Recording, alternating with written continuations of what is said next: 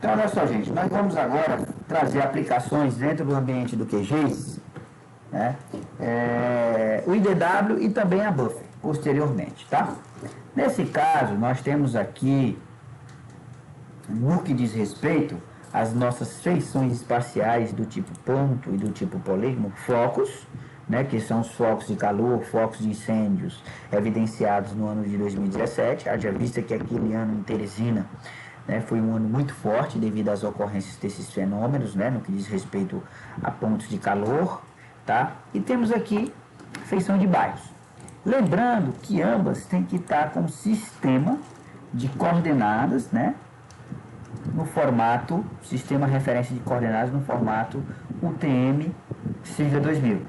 Haja vista que esse é o sistema de referência geodésico vigente aqui no Brasil, tá?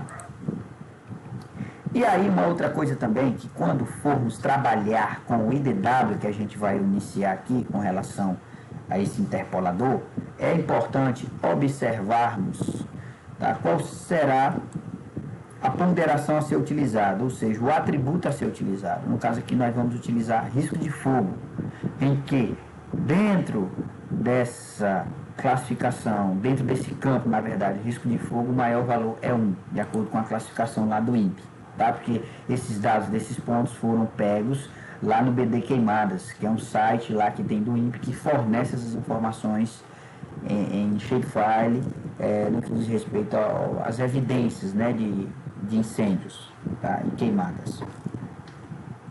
Pois bem, quando formos utilizar a ferramenta, inicialmente nós vamos em raster, tá? Utilizando aqui o QGIS 2.14.18, vamos em raster e vamos em interpolação. Vamos em interpolação. Quando clicarmos em interpolação, nós temos aqui um interpolador de dados, né? Lembrando que a interpolação, ela vai estimar, né? Utilizando o IDW, ela vai estimar aí regiões, considerando pontos vizinhos, né, e seus pesos, vai estimar regiões para estar nos trazendo alguma informação, tá? Então, nesse caso, ó, nós temos aqui focos, né, que é a shape a ser utilizada, já visto que nós estamos levando em consideração uma camada pontual e vamos utilizar o atributo de interpolação risco de fogo. Adicionamos. Quando adicionamos, observamos que aqui na saída o método de interpolação vai ser o IDW, haja vista que o TIM ele é muito mais associado quando se quer trabalhar com cota, né, pontos cotados, ou seja, a altura do relevo, a altura do terreno. Aqui nós vamos salvar. Vou salvar aqui nessa pasta que eu já havia criado anteriormente, né, fica a critério de cada um, quando vocês estiverem fazendo essa atividade aí, certo? No QGIS, tá bom? Em casa, quem estiver podendo fazer, né? Haja vista que depende muito de maquinário, né? De máquinas, computadores, tá? E nesse caso, vou colocar aqui pontos, underline, IDW, tá? Salvar. E aí, ok. Lembrando que a saída desse meu estimador, na verdade, é um raster. É um raster. Tá? Então, para que haja condições do melhoramento, da visualização e para o entendimento de quem está operando desse raster, tá? Eu vou aqui fazer uma melhora. Vou aqui em propriedades, vamos em banda simples falsa cor, tá? E aí em banda simples falsa cor a gente vai colocar aqui a classificação, conforme já me mostra aqui, ó, essa mesma classificação é semelhante a essa aqui, tá? E aí a gente classifica, tá bom? Eu posso colocar aqui o valor 1, haja vista que esse é o maior valor lá da tabela de atributos, conforme eu falei, tá bom? Aqui no que diz respeito a carregar os valores, devemos colocar média, mais ou menos desvio padrão, ou seja, que na verdade, utilizando isso aqui, é onde ele vai me mostrar um valor atribuído mais próximo à realidade, né? Porque, no caso, ele utiliza a média desvio padrão, que é justamente esse cálculo do desvio padrão em relação à média, né? Trazendo assim uma aferição melhor da realidade, certo? E aí, quando eu tenho essa classificação é importante aplicarmos e ok. Então pronto, aqui quando a gente aplica, nós temos aqui já os valores estimados. Vou colocar aqui acima a camada dos bairros, e a gente observa que essas regiões mais vermelhas estão associadas ao risco de fogo 1, que é o risco mais elevado, né? E ao observarmos também isso, essas regiões aqui, ó, onde há essa lacuna, ela foi estimada considerando esses pontos vizinhos, haja vista que eles, com certeza, todos estão dentro, né, dessa estimativa aqui, 1 ou próximo a 1. Por exemplo, eu vou clicar nesse ponto aqui, para me saber o atributo do risco de fogo dele. O risco de fogo é 1, tá? O risco de fogo é 1. Da mesma forma aqui, ó, o risco de fogo é 1, certo? O risco de fogo 1. Então, devido termos aí uma ponderação da distância em relação a essa estimação com o risco de fogo 1, o atributo associado e a ponderação, né, foi considerada em relação a que essa área também tem ali uma estimativa de risco de fogo 1, haja vista os pontos vizinhos e suas ponderações, que o risco de fogo é 1. Tá? Essas áreas aqui, gente, já numa coloração mais tendenciosa ao azul, ó, a gente observa que a nuvem de pontos, ou seja, os pontos vizinhos, eles estão mais próximos às áreas estimadas, né? Haja vista que eles levam em consideração esse risco de fogo aqui, ó, 0,88. Vou clicar aqui, ó, 0,88, ó, 0,74, ou seja, é inferior ainda 0,88. Por isso que ele atribuiu, né, também uma estimativa aqui ao azul, né, associando aí essa estimativa a esse risco de fogo 0,88 ou então inferior a 0,88, tá?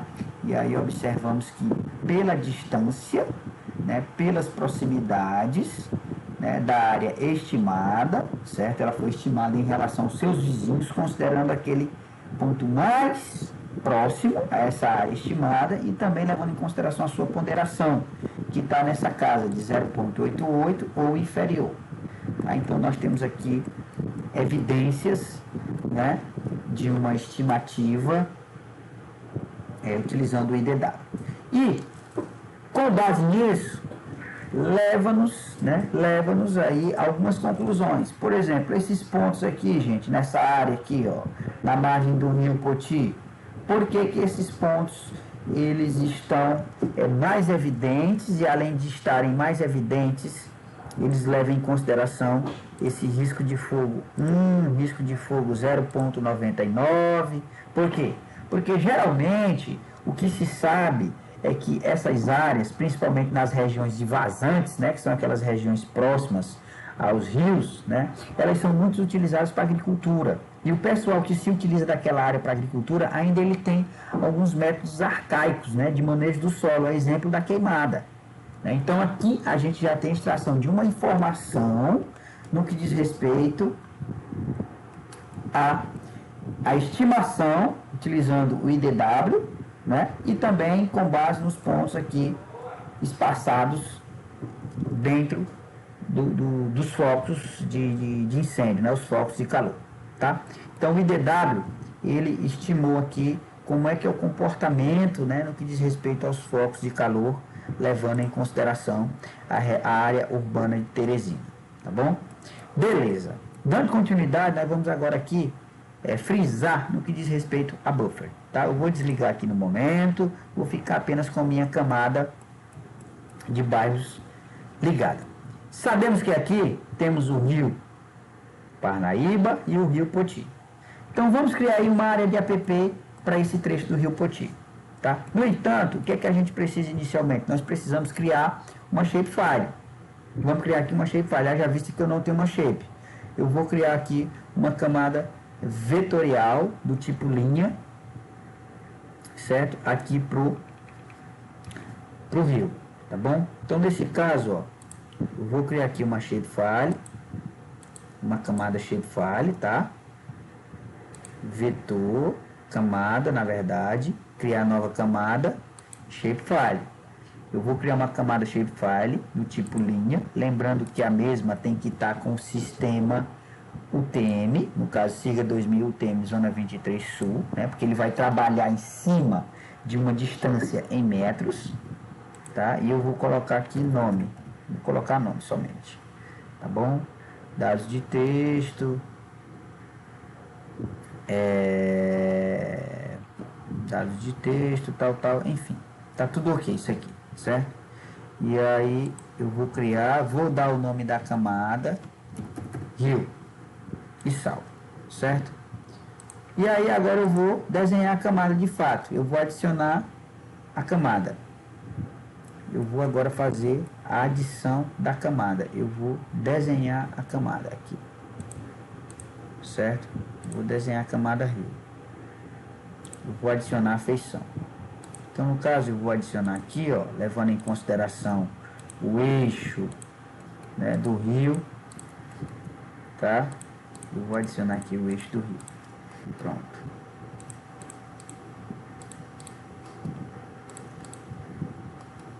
Pronto, eu vou fazer até aqui, certo? Ok. Adicionando o eixo do rio, eu já tenho condições de salvar a camada. Então já salvei a camada, eu sei que aqui é o rio.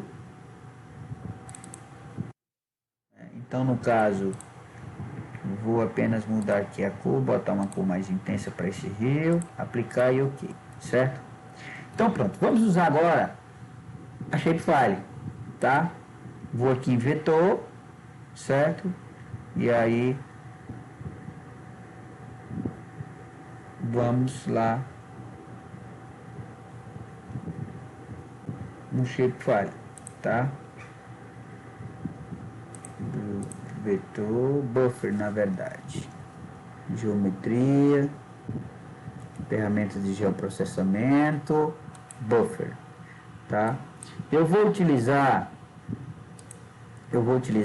na verdade, rio, segmentos para aproximar assim, distância do buffer. Eu vou considerar aí uma distância do buffer de 20 metros. Vou botar aqui 50 metros, por exemplo, tá? Shapefile de saída. Vou colocar buffer aula, né? No caso aqui, gravo. E aí, ok. Pronto. Então, no caso, ó, eu tenho uma buffer aqui considerando, partindo do eixo, né, do rio, 50 metros da minha buffer para o lado direito, tá? E também tenho 50 metros da minha buffer para o lado esquerdo, tá? Aqui eu fiz uma testagem aleatória, tá? Mas se levarmos em consideração aumentando aqui a buffer vetor, certo? E aí no caso ferramentas de geoprocessamento buffer. No caso, vou utilizar novamente o rio, tá? E a distância do buffer eu vou colocar aqui 200 metros, tá? Então nesse caso eu vou colocar aqui buffer underline 200m.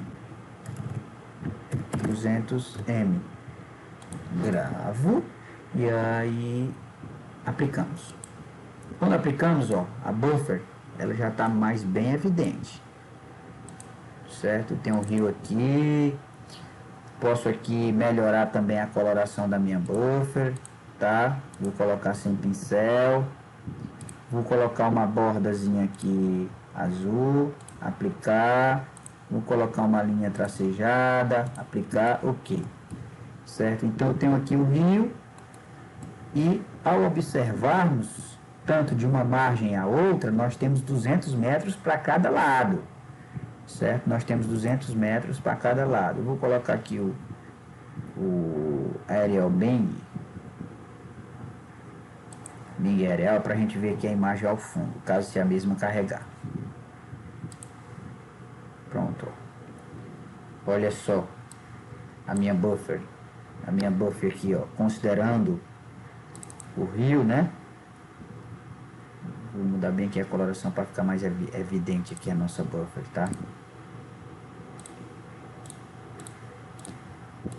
Considerando o rio, ó, a nossa buffer, tá? Temos aí uma buffer de 200 metros para cada lado. Muito importante essa ferramenta quando se quer aplicar o mapeamento de área de APP. Então finalizamos aqui por hoje e até mais.